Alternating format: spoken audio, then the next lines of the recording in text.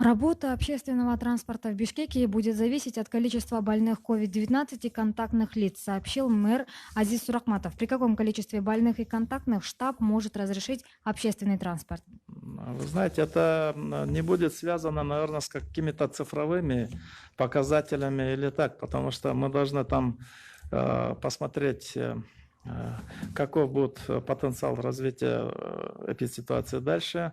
И если будут предпосылки все-таки, что будет напряженная эпидситуация, то, конечно, вопрос будет решаться однозначно о пока не возобновлении общественного транспорта, потому что общественный транспорт сам по себе это ограниченное пространство, это большие контакты и опасность возникновения вспышек.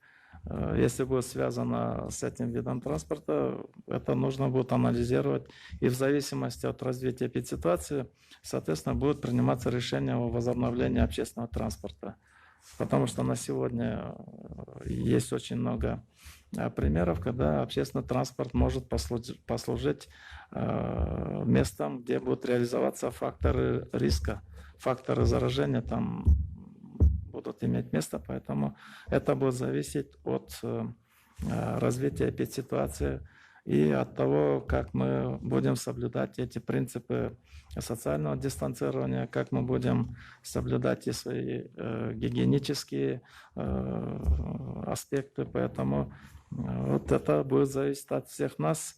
Чем мы быстрее справимся с эпидситуацией по COVID-19, тем быстрее мы возвратимся к обычному штатному режиму своей жизни.